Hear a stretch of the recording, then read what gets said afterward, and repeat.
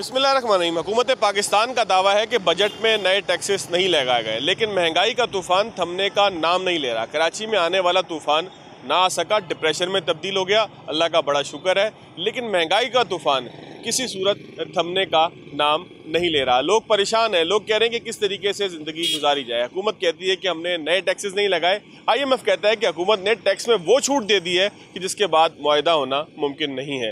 कराची में क्या कुछ होता रहा, पूरा माशी हफ्ता कैसा गुजरा, जायज़ा लेंगे। कराची के मुख्तलिफ बाज़ारों में अवामी बयानियाँ जानने की कोशिश करेंगे, महंगाई के हवाले से, कराची में होने वाले मेयर के इंतखाब के हवाले से, और भी जो कुछ कराची के लोग बात करना चाहें, जिस मामले के ऊपर लब कुशाई करना चाहें, उनको मुकम्मल मौका देंगे, उनकी बात सुनेंगे, उनका बयानिया आप तक पहुँचाएँगे। चलते हैं। अस्सलाम वालेकुम भाईजान, क्या हाल है? सलाम, खैर है। कैसा चल रहा है कारोबार? को पेट्रोल की कीमत में कमी होने से फ़र्क पड़ा है? यार अल्लाह का शुक्र, गुजारा हो रहा है।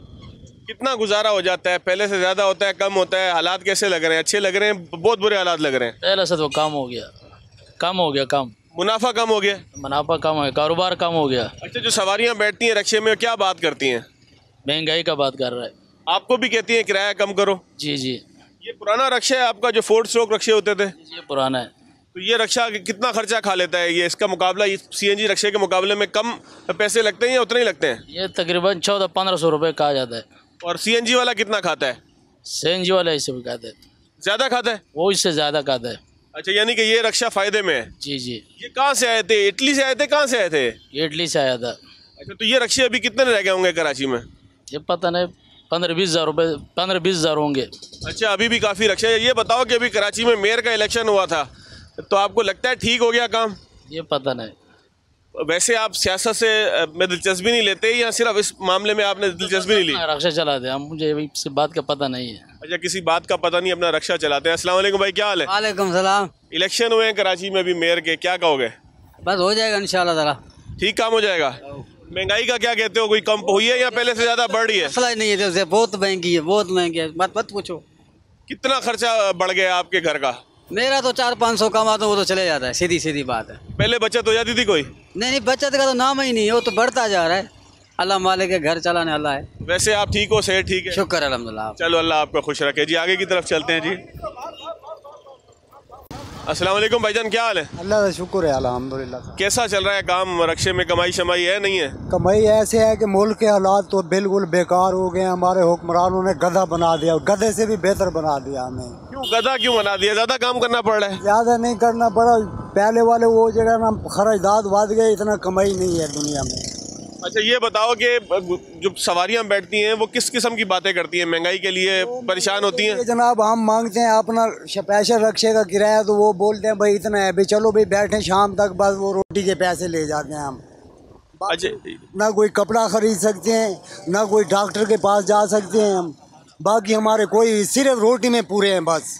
यानी कि अगर खुदा ना खास्ता कोई बीमार हो जाए, कोई खर्चा पड़ जाए तो नहीं कर सकते? वो नहीं कर सकते हम ना बच्चों के लिए कपड़े खरीद सकते हैं, ना अपने के लिए। जब इमरान खान बैठे हैं ना, उसी तरफ का ये खाना खुआर हुआ है अपने पाकिस्तान का। यानी कि आप कहते हो इमरान खान ने काम तबाह किया है? मेरा मकसद है कोई भी हुक्मरान बैठ रहा है ना, अपने पाकिस्तान की हिफाजत के लिए अच्छा नहीं बैठ रहा। अच्छा, ये बताओ कि अभी इलेक्शन हुए हैं कराची में मेयर के, मुर्तज़ा वहाब जीता है पीपल्स पार्टी का, हाफिज नईमुर रहमान हार गया, ठीक हो गया?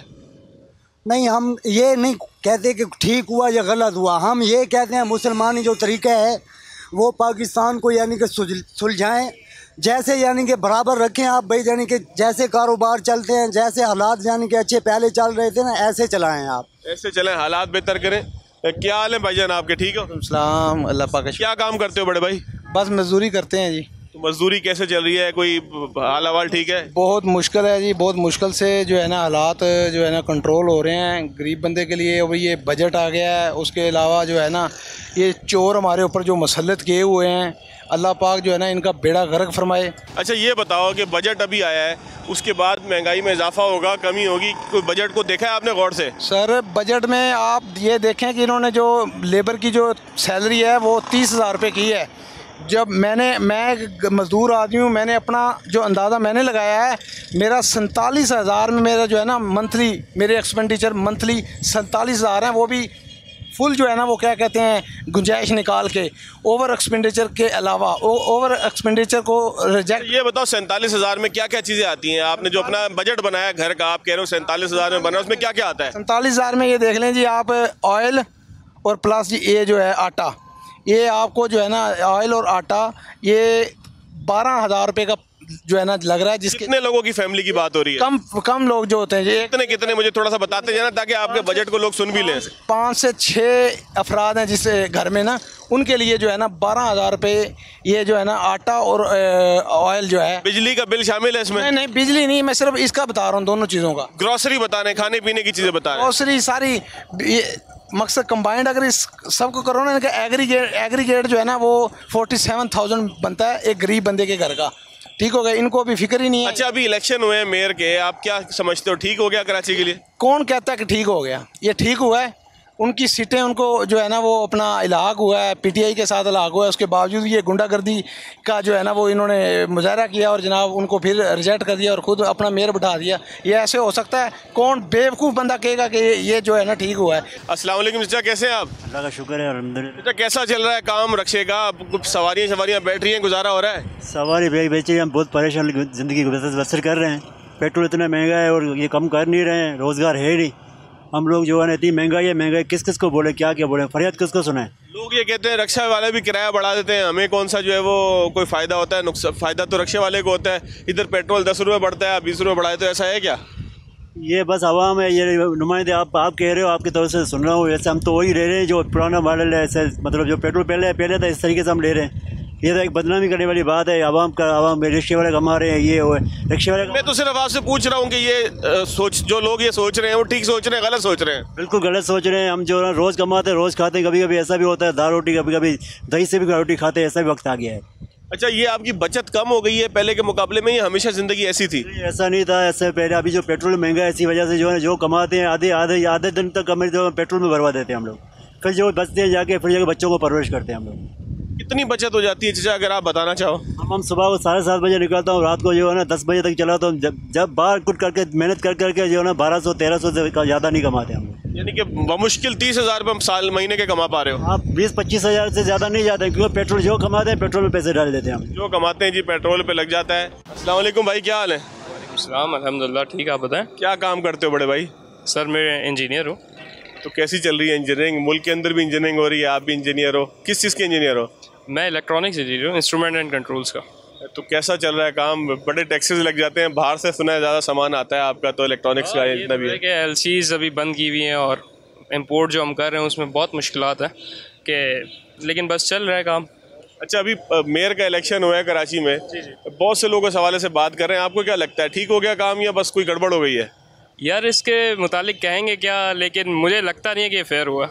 कि जैसे आप देख रहे थे कि हमें दिख रहा था कि एक जमात इस्लामी की जो वो थी अक्सरियत थी, और फिर ये जो फैसला है इसका समझ में नहीं आया काम, क्योंकि उन्होंने PTI के साथ इत्तेहाद कर लिया था और फिर उसके बाद उनकी सीट ज़्यादा होनी चाहिए थी, लेकिन जैसा हाफिज़ नईमुर रहमान साहब कह रहे थे कि 29 से 31 बंदे गायब हैं, तो वो तो एक क्वेश्चन है। अच्छा, मुल्क के हालात आपको कैसे लगते हैं? बजट में हुकूमत कहती है टैक्स हमने नहीं लगाया ज़्यादा बड़े, तो इसका मतलब महंगाई कुछ कंट्रोल हो जाएगी, क्या लगता है आपको? यार इसके बारे में ये कह सकते हैं कि जिस तरह हमारा जो रुपया है, जैसे पाकिस्तानी करेंसी है, वो अभी तो ये है कि डॉलर्स वगैरह की जो प्रॉब्लम्स है इस वजह से डाउन चल रही है। अब बजट के बारे में मुझे इतना ख़ास कोई आइडिया नहीं है, लेकिन वैसे आपके ज़हन में क्या आता है बजट का सोच के, कि बजट कोई आम आदमी से रेलिवेंट भी होता है या बस ऐसे ही कि कुछ नंबर्स होते हैं जिसका ताल्लुक लोगों से होता नहीं है? बिल्कुल बिल्कुल रेलिवेंट होता है, क्यों नहीं होता। अगर आप बजट का देखें तो हर कॉमन मैन के ऊपर उसका इफेक्ट आता है, लेकिन अब बस चल रहा है। आप क्या कहते हो भाई, कैसे हैं मुल्क के हालात, कैसे हैं? आप आपस में दोस्त यार बैठते हो चाय पे, बड़ा कराची के अंदर कोयटा होटलों पे ज़रूर लोग बैठते हैं, तो क्या बातें होती हैं?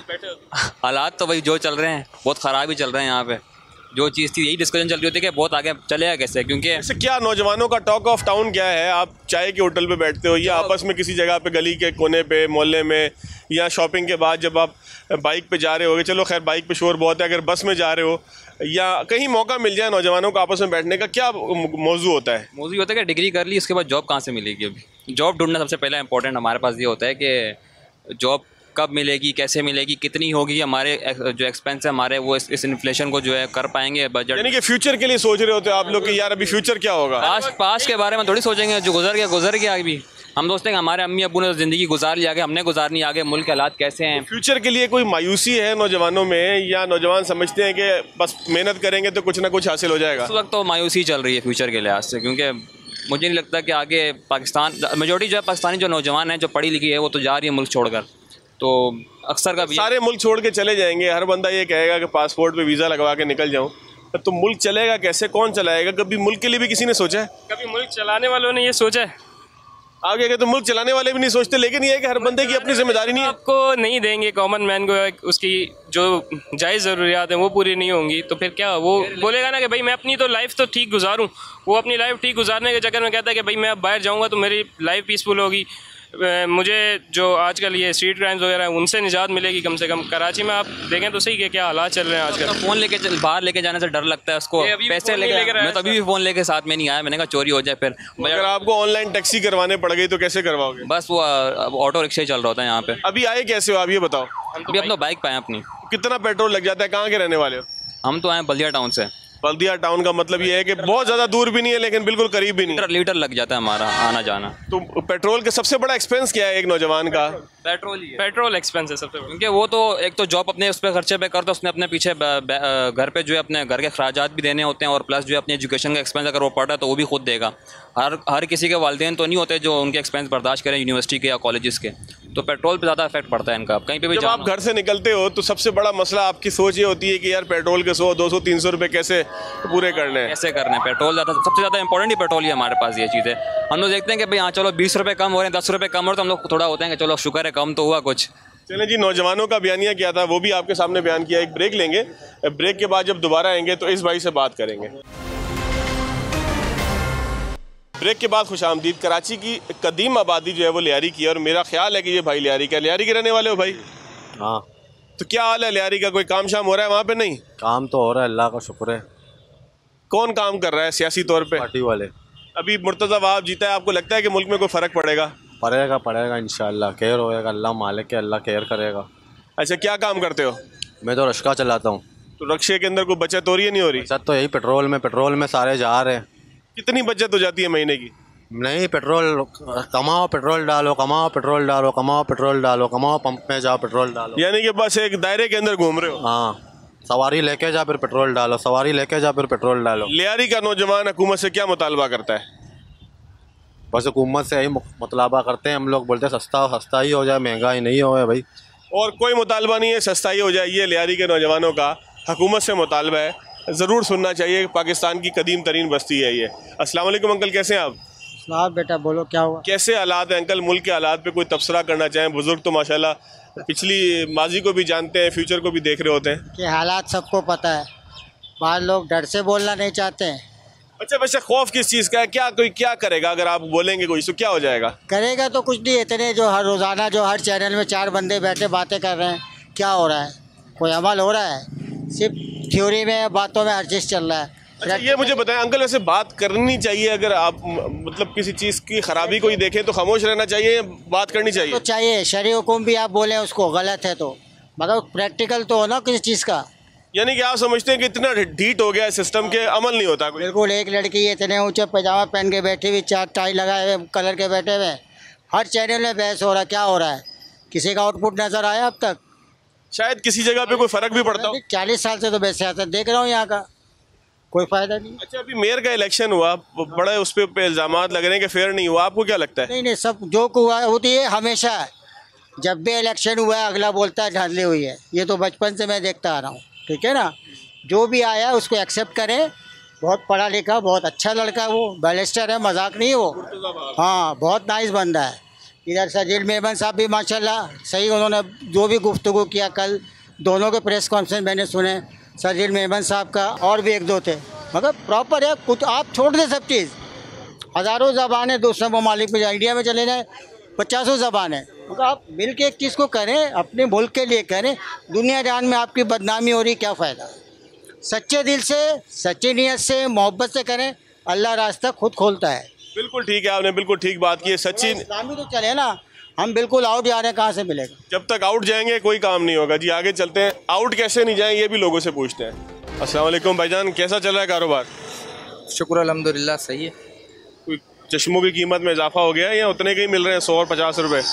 नहीं, चश्मों की कीमत में इजाफा हुआ है, और इसलिए क्योंकि हम लोग पेट्रोल डलवाते हैं 250 रुपये, 262 रुपये लीटर, तो मुझे चश्मे का भी रेट उसी में मिलाना पड़ता है, क्योंकि हमें फ्री का तो नहीं मिल रहा है पेट्रोल, तो हर चीज़ महंगी हो गई है। अच्छा, बजट आया अभी, आपको लगता है उससे कोई फ़र्क पड़ा है? नहीं, कोई फ़र्क नहीं पड़ा, अभी तो मामूल की तरह ज़िंदगी चल रही है, थोड़ा सा और बोझ बढ़ जाएगा मुझे लग रहा है।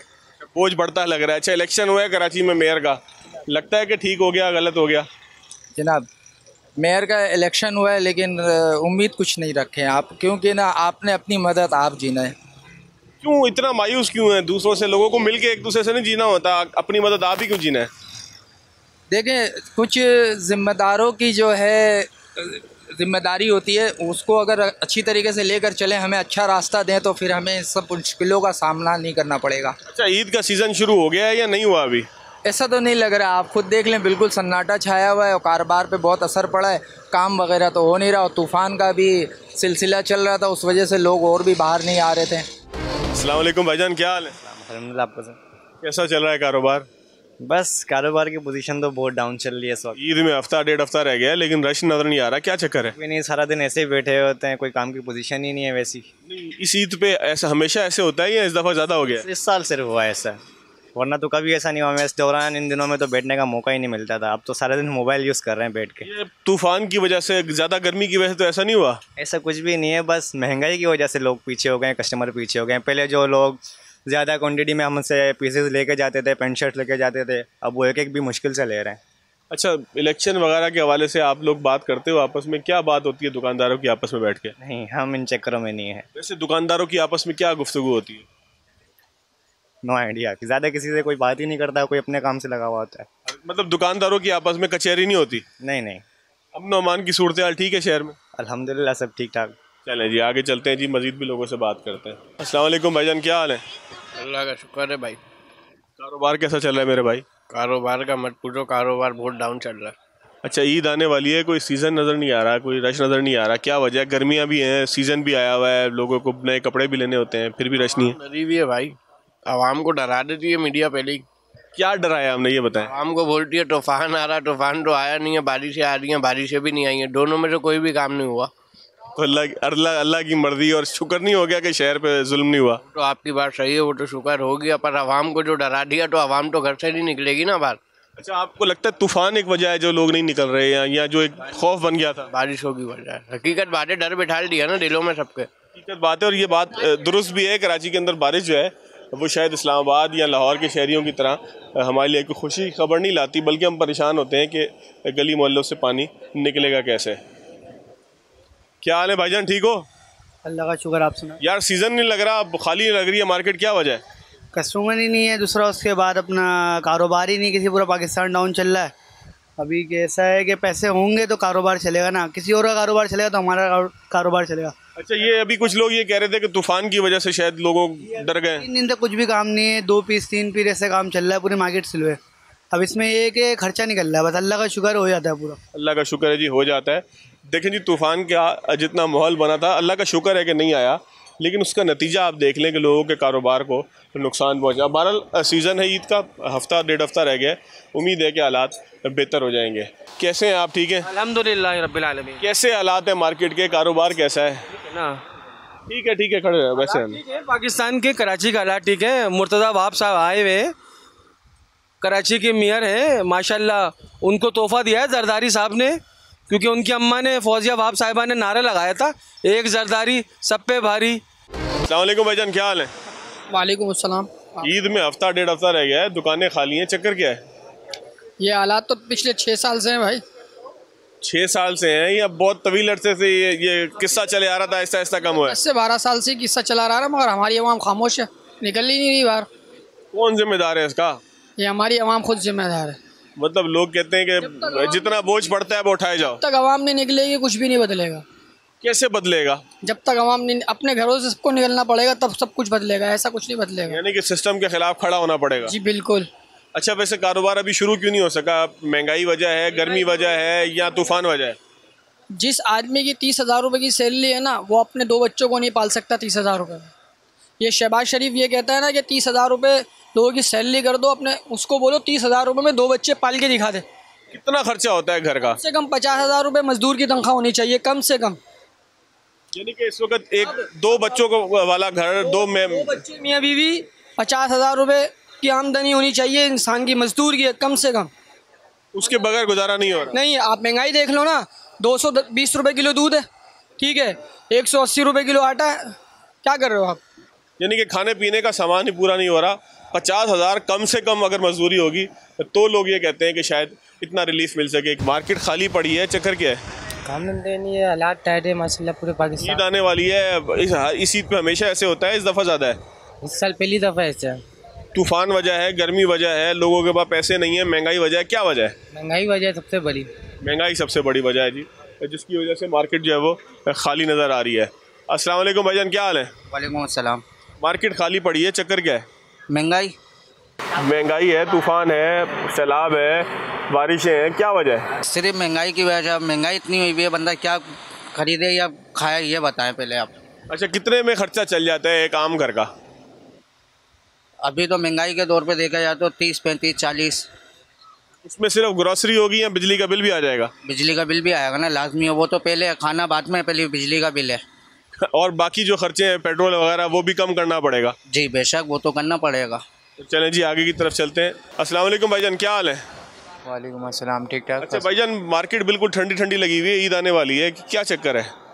सर हालात ऐसे हैं, क्या कर सकते हैं, अब सबकी कमरे टाइट हैंगी, अब किसी को कुछ कह भी नहीं सकते, सबके इनकम में भी मसला है। अब किस को क्या कहें, हमारी खुद की गवर्नमेंट ऐसी है। कौन सी गवर्नमेंट आपको आज तक अच्छी लगी है? सर मेरे को तो नहीं पता इस बारे में, इतनी नॉलेज नहीं है कि जो मैं आपको गाइड कर सकूं। बहुत शुक्रिया जी। नाज़रीन, प्रोग्राम में एक ब्रेक लेते हैं, ब्रेक के बाद मुल्क के दीगर माशी मामलात पे काशिफ मुनीर साहब हमारे नुमाइंदे ख़ुसूसी हैं, उनसे बयानियाँ जानेंगे कि पाकिस्तान के सबसे बड़े शहर कराची में ताजिर हजरात का बयानिया है क्या। गैस की शॉर्टेज पर भी बात करेंगे। इसाक डार साहब कराची चैम्बर नहीं आए थे, कराची के लोग क्या निगलेक्ट किए जा रहे हैं, क्या वफाकी हुकूमत की तरजीह में नहीं रहे, उस पर भी बात करेंगे एक ब्रेक के बाद। लेकिन ब्रेक से पहले अगर मैं अपने 2 प्रोग्राम के हिस्सों का अहाता कर सकूँ तो जो एक बात मुझे बार बार महसूस हुई कि लोग इस अमर के ऊपर परेशान हैं कि महंगाई में अपनी आमदन के अंदर वो अपने किचन का बजट कैसे बनाएंगे, कौन बना कर देगा। हुकूमत से भी नाराज़ हैं और एक ही मुतालबा करते हैं कि महंगाई को कम किया जाए। लेकिन इससे ज़्यादा अहम बात एक ये है कि सियासी हालात और सियासी मामलात के ऊपर न लोग बहुत ज़्यादा बात करना चाहते हैं, न बहुत ज़्यादा उस हवाले से आगाही रखते हैं। तो ऐसा महसूस होता है कि सियासत भी अब आम आदमी से निकल कर ड्राइंग रूम्स के अंदर चली गई है और उन लोगों का काम रह गई है कि जिनकी जेब में 4 पैसे हैं। एक ब्रेक लेते हैं, ब्रेक के बाद दोबारा आते हैं। बात हो रही थी बयानिया की, काशिफ मुनीर साहब मेरे साथ मौजूद हैं। माशी बयानिया क्या रहा बजट के बाद? ज़ाहिर है कराची में पाकिस्तान का माशी हब है, ताजिरों का रद्द-ए-अमल बहुत अहम होता है और उस रद्द-ए-अमल की बुनियाद पर बहुत सारे मामलात का तयन होता है कि कहाँ पर मिनी बजट आएगा और कहाँ पर उनके उस रद्द-ए-अमल को फ़िक्स किया जाएगा। ख़ास तौर पर हम देखा सुपर टैक्स अगर आयद किया गया तो उसके हवाले से ये बात बार बार कही गई कि ये टेक्सटाइल इंडस्ट्री को मुनाफे के अंदर से हिस्सा देने के पाबंद करने की एक कोशिश है। और टेक्सटाइल इंडस्ट्री फैसलाबाद में एक ज़माने में हुआ करती थी, अब जो कुछ बाकी है वो बाकियात कराची के इंडस्ट्रियल एरियाज़ के अंदर ही नज़र आती हैं। काशिफ साहब बहुत शुक्रिया। ये फरमाइएगा कि गैस की किल्लत है और हुकूमत ये कह रही है, खुरम दस्तगीर साहब ने कहा गो कि बाद में कुछ दिन बाद, 1 आध दिन बाद उनका बयान आया कि मामलात कंट्रोल में है। तो ये जो तूफ़ान एक आ रहा था, सुनामी जिसको आप कह लें, जिसको अजीबो-गरीब नाम मोहब्बत के दिए जाते हैं, कभी नीलोफर था, इस दफ़ा जो है वो जॉय करके था, अब पता नहीं ये कौन सा जॉय था। लेकिन इस तूफ़ान की वजह से मईशत पे क्या असरात पड़े हैं, क्या पोर्ट के ऊपर कंटेनर्स रुके रहे हैं, क्या पोर्ट के ऊपर माशी मामला चलते रहे हैं। क्योंकि हम मुख्तलिफ दुकानदारों के पास गए, पीछे जो मार्केट है गारमेंट्स की मार्केट है, तो सीज़न के बावजूद वहाँ पर मंदा था, तो लोगों का कहना था कि ठीक है बहुत सारे माशी मामला ज़रूर हैं, लेकिन एक बड़ी वजह यह है कि तूफ़ान की वजह से भी लोग नहीं निकले। तो क्या पोर्ट्स के ऊपर भी इसका फ़र्क पड़ा, LNG के जो कार्गो आने थे उसके ऊपर भी फ़र्क पड़ा, फिर ये गैस की किल्लत क्यों है मुल्क में इस वक्त? लेकिन ये बहुत शुक्रिया फवाद भाई कि सबसे अहम बात ये है कि जो आप पोर्ट की बात कर रहे हैं, कराची पोर्ट पे ऑपरेशन तो रुके थे, इस तरह से रुके थे कि उन्होंने जो एक रेड अलर्ट जारी किया था तमाम जहाज़ों को, उन्होंने या तो डीप सी में रोक लिया था या जो लाए गए थे उनको जब बर्थिंग की थी तो उनको डर ये था कि जिस तरह विंड स्पीड है जहाज़ आपस में ना टकराते हैं। हम गैस की तरफ वापस आते हैं तो गैस पर SSGC ने एक अलर्ट जारी किया, उसमें कहा गया कि पूरे सूबे के अंदर ख़ास तौर पर जो कराची स्पेसिफिक इंडस्ट्री है, जो आपकी कैप्टिव पावर है या आपके जो CNG स्टेशन है या जो गैस दी जाती है उनको बंद कर दिया गया और ये कहा गया कि तमाम गैस जो है वो इंडस्ट्री को फराहम की जाएगी। सबसे पहले तो मामला ये है कि जो गैस के हवाले से कुछ इंडस्ट्री कैप्टिव पे बना रही हैं, उसका पर यूनिट कॉस्ट देखें तो आप 19 रुपये पड़ता है। वही गैस जब आप LNG से लेते हैं तो उसका रेट डबल से भी ज़्यादा हो जाता है। तो कराची का इंडस्ट्री और ताजिर है उस बात पर परेशान है कि वही इंडस्ट्री यही टी-शर्ट आप बना रहे हैं, आपका जो आपको कॉस्ट ऑफ डूइंग बिजनेस है वो 19 रुपये में पड़ रहा है, जब मैं बना रहा हूँ तो मुझे 49 रुपये में पड़ रहा है, तो आपका कारोबार नहीं चल सकता। अब 3 दिन उन्होंने जो LNG की सप्लाई मुतासिर हुई, जो LNG के जहाज़ थे वो नहीं लग सके, तो कराची के अंदर जो गैस की सप्लाई थी वो शॉर्टेज हुई, बहुत सारी इंडस्ट्री को कैप्टिव नहीं मिल सका, CNG सेक्टर बंद रहा। अब उन्होंने कहा है कि जी तूफान का मामला ख़त्म हो गया तो जहाज़ लग के गैस की सूरत बेहतर हो जाएगी। इस सारी सूरत में हमें के इलेक्ट्रिक को भी नहीं भूलना चाहिए, उनकी सप्लाई भी मुतासिर हुई थी कराची के अंदर, और कराची के अंदर जो बिजली की फराहमी थी वो रुकी, जिसकी वजह से ओवरऑल जो आपका ऑपरेशन होता है वो मुतासिर होता है। अगर SSGC के सिस्टम की बात करें तो जो SSGC को जो सिस्टम से गैस मिलती है वो कम हो रही है, और SSGC की ख्वाहिश ये है कि अगर आप जाते हैं गैस लेने, आपने फैक्ट्री लगाई है तो वो आपको कनेक्शन नहीं देंगे, बोलेंगे जी नेचुरल गैस पे नहीं मिलेगा, आप LNG टैरिफ पर ले लें। और वो LNG टैरिफ पे इसलिए लेते हैं कि उनकी UFG बहुत ज़्यादा है, यानी जो उनके सिस्टम में गैस चोरी है, गैस लीकेज है। अगर मैं आपको उनकी पिछली ईमेल बताऊं तो उनकी जो कॉन्फिडेंशियल ईमेल थी उसमें 10,000 से ज़ायद स्पॉट पे गैस लीकेज थी, मेरे ख्याल में फिगर इससे भी ज़्यादा थी, लेकिन उस पर काम नहीं किया। काशिफ साहब, अगर हम तो कोई और रोना रो रहे थे, लेकिन ये तो पूरे सिस्टम की नाअहली नहीं है कि उसमें इतनी ज़्यादा लीकेज हो जाती है, जितना मुनाफा नहीं है उतना जो है वो सिस्टम के ऊपर खर्चा होता है। तो सुई सदर्न गैस फिर पैसे किस बात की लेती है अगर इंफ्रास्ट्रक्चर में लीकेज को कम नहीं कर पा रही? मैं कोशिश करूंगा कि मैं आप सारे डॉक्यूमेंट अपने नाज़रीन को भी दिखाऊं और आपको भी पेश करूं कि वो पूरी एक ईमेल है और उसमें हज़ारों हैं, यानी ये हर महीने ये ईमेल जनरेट होती है और ये बताया जाता है कि जिस रोड पे हम बैठे हुए हैं यहाँ पर नीचे गैस लीक हो रही है। SSGC इसमें निराली मंतक ये पेश करती है कि अगर मैं यहाँ खुदाई करूँगा तो मुझे जो है सिटी गवर्नमेंट से परमिशन लेनी पड़ेगी, अगर मैं इस एरिया में क्लिफ्टन डिफेंस में करता हूँ तो मुझे उनसे परमिशन लेनी पड़ेगी। इस चक्कर में, परमिशन के चक्कर में वो खुदाई नहीं करते और गैस लीक होती रहती है। और कराची के अंदर आप सारा ड्रामा देखें कि रात 11 से सुबह 6 तक गैस नहीं होती है, पूरे शहर में कंप्रेसर लगे हुए हैं, सबको अब आदत पड़ गई है कि आप LNG जो आप LPG सिलेंडर ले लें, और जो गैस चोरी हो रही है वो SSGC को भी फ़ायदा देती है। यानी कि ये आप ये कह लें कि पूरा एक सिस्टम है जो गैस की किल्लत का भी सबब बन रहा है। अच्छा, थोड़ा सा हम आगे की तरफ आते हैं। मैंने बहुत सी प्रेस कॉन्फ्रेंसेस देखी हैं, बजट के बाद आया करती थी। सिराज कासिम तेली मरहूम जिस वक्त हयात थे तो उनका पहला जुमला होता था कि ये जो टैक्स का हदफ है इसको हम मुस्तरद करते हैं और मजम्मत करते हैं। और तो मुझे याद नहीं पड़ता कि मैंने तेली साहब जब तक हयात थे तो किसी बजट को तारीफ़ करते हुए उन्हें देखा, क्योंकि वो रिजेक्ट कर दिया करते थे। उसके बाद जब इमरान खान साहब की हुकूमत आई तो हमने देखा कि एक नया सिलसिला आया कि बजट के ऊपर 27 का मामला भी शुरू हुआ। इस दफ़ा क्या रद्द-ए-अमल था ऐसी सूरत हाल के अंदर कि जब इसाक डार साहब ने लिफ्ट भी नहीं कराई और अभी 2-1 दिन पहले उन्होंने बयान दिया कि मैं बीमार था। अगर आप कराची चैम्बर का रद्द-ए-अमल लेंगे तो एक बड़ा इंटरेस्टिंग सूरत हाल है। कराची चैम्बर को जिस ज़माने की आप बात कर रहे हैं, सिराज कासिम तेली साहब, उस ज़माने में आपको एग्रेशन भी नज़र आता था। ये सवाल मैंने उनसे ख़ुद किया ज़ुबैर मोतीवाला साहब से, क्योंकि वो COT टाइप है। तो मैंने उनसे जब प्रेस कॉन्फ्रेंस चली थी उन्होंने सवाल किया कि आप जब COT टाइप हैं, आपको आज की प्रेस कॉन्फ्रेंस की सदारत करनी चाहिए थी, क्योंकि आपके पास पोजीशन नहीं है कि आप हुकूमत के बारे में तनकीद करें। तो उनका जवाब आपको था वो पॉलिटिकली जवाब था, उन्होंने ना हाँ में जवाब दिया ना में जवाब दिया। बैक टू टॉपिक, कराची के ताजिर के हवाले से आपको जो पहली प्रेस कॉन्फ्रेंस, आपने जवाब तो दे दिया है कि जब कराची के अंदर तेली साहब थे तो उनके पास कोई हुकूमती ओहदा नहीं था। जब मोतीवाला साहब के पास हुकूमती ओहदा है तो फिर तनकीद अगर की भी जाएगी तो उसकी इंटेंसिटी वैसी होगी नहीं तनकीद की। और कमाल ये है कि उन्होंने जब आखिर में हमने इतने सख्त सवालात किए तो मैंने उनसे ये बात ये भी कही कि जब प्रेस कॉन्फ्रेंस शुरू नहीं हुई थी तो उनके दाएं और बाएं उन्हीं के प्रेसिडेंट ने उसकी जब तनकीद की तो मैंने कहा इतनी देर में आपने यू टर्न ले लिया और सब यानी सब तब्दील हो गया। यानी वो जितने लोग बैठे हुए थे, जब ज़ुबैर मोतीवाला साहब ने बोलना शुरू किया तो सब ने बोला कि यार ये बजट हमें समझ में नहीं आया, और जैसे ही ज़ुबैर मोतीवाला ने बोला सब ने यू टर्न ले लिया। अच्छा, यानी कि हालात तब्दील हो गए हैं कराची चैम्बर के। अच्छा, कराची चैम्बर से हम पहुँचते हैं वफाकी चैम्बर यानी कि FPCCI। जरदारी साहब गए थे, लाहौर में मुलाकात हुई, इरफान इकबाल शेख साहब भी हमने देखा कि मौजूद थे। बजट भी शायद उन्होंने वहीं बैठ के सुना है लाहौर में, ये मुझे उस फ्रेम का अंदाज़ा नहीं है, कराची का था लाहौर का था। उन्होंने 2 रोज़ पहले, हफ्ते को बल्कि कल प्रेस कॉन्फ्रेंस भी उन्होंने की। वफाकी चैम्बर का क्या रद्दअमल था, इब्तदाई रद्दअमल और फिर इख्तितामी रद्दअमल क्या था? लेकिन इस हवाले से FPCCI ने प्रेस कॉन्फ्रेंस की है। अच्छा, उस प्रेस कॉन्फ्रेंस में उन्होंने जो सबसे अहम बात की है, जो शायद एक अच्छा कदम हो सकती है, बजट पे तो उन्होंने अपनी तमाम चीज़ें कही हैं कि 9,200 अदब का अदब मुश्किल है, फाटा पाटा के लिए जो रिलैक्सेशन दी जा रही है। एक मिनट काशिफ साहब, वो कहते हैं कि ये बजट के अंदर जो हदफ रखा है टैक्स का, ये मुश्किल है, और इधर IMF जो है वो डंडा लेके हमारी पिटाई कर रहा है कि ये हदफ आपने जो है ना वो टैक्स नेट को बढ़ाने में और हदफ को कम रखकर जो है वो आपने यहाँ पर सूरत-ए-हाल को अपने हक में बेहतर नहीं बनाया। देखिए सर, अगर FPCCI के बजट की मैं बात करूंगा तो उनका जो प्रेसिडेंट है उस पर तो खुद स्मगलिंग का इल्ज़ाम लगा हुआ है, और वो इल्ज़ाम हमने नहीं लगाया, हुकूमती ओहदेदार ने लगाया है और ऑन द फ्लोर लगाया है, जिस पर उन्होंने जवाब देने से वो गुरेज़ा रहे। आगे चलते हैं सारी सूरत हाल पे। FPCCI कह रही है कि हम एक 15 साला मिसाके मईशत प्लान ला रहे हैं। इसमें हमने जरदारी साहब से मुलाकात कर ली है, अब मरीम नवाज़ से, बाकी तमाम जमातों से, पीपल्स पार्टी को तो उन्होंने बुला लिया, सबको बुला रहे हैं, और 15 साला मिसाके मईशत के लिए यानी 1 महीने का उन्होंने टाइम दे दिया है। इस 1 महीने के रोड मैप के अंदर जो है वो इसको सबको एक फ्लोर पर बिठाएंगे। अब वो इसमें किस हद तक कामयाब होते हैं नहीं होते, लेकिन सारी सूरत ये है कि सबको पता है कि हुकूमत वीक ग्राउंड पर है। इसहाक डार के हवाले से आपने खुद सुना होगा कि वो IMF के बारे में क्या बयान देते फिर रहे हैं।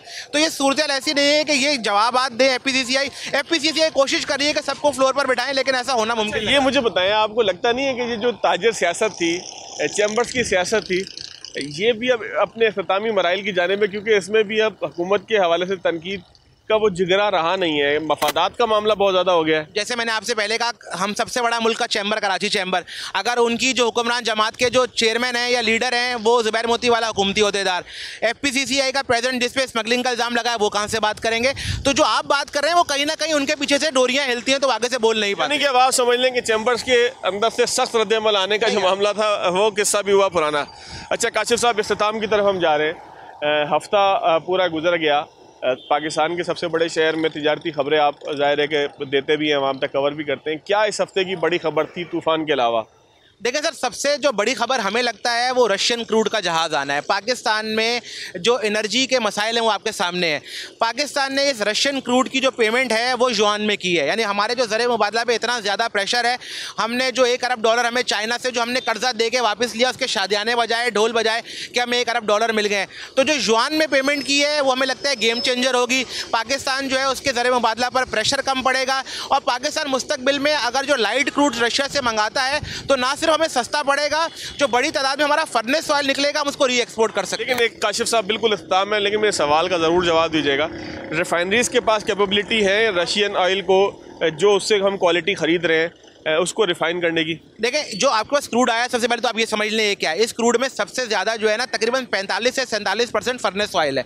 जो हम लाइट क्रूड लेते हैं सऊदीया से, उसमें जो आपका पेट्रोल और डीजल ज़्यादा निकलता है। तो जब रशिया ने ऑफ़र किया था वो लाइट क्रूड सारा ले गया इंडिया। हमारी रिफाइनरी बिल्कुल कर सकती है, क्योंकि हमारे पास जब फर्नेस ऑयल निकालेंगे, लेकिन वो फर्नेस ऑयल बेचेंगे किसको? हमारे लिए प्रॉब्लम ये है कि ये जो हैवी क्रूड आएगा इसका फर्नेस किसको बेचेंगे? लेकिन मुस्तकबिल में जब लाइट क्रूड आएगा तो हमारी रिफाइनरियाँ इसको चला सकती हैं और हमें सस्ता भी पेट्रोल मिलेगा। चलें जी, बहुत शुक्रिया। यहाँ पर नाज़रीन प्रोग्राम इख्तिताम होता है इसी बात के साथ, इसी उम्मीद के साथ कि इंशाअल्लाह जब अगले हफ्ते मुल्क के माशी हालात पे बात करेंगे तो शायद कोई बेहतरी आए, लेकिन IMF का पैकेज आता दिखाई नहीं दे रहा, मामलात बेहतर होते दिखाई नहीं दे रहे, लेकिन उम्मीद हमारी फिर भी मौजूद है। याद दीजिएगा। अल्लाह हाफ़िज़।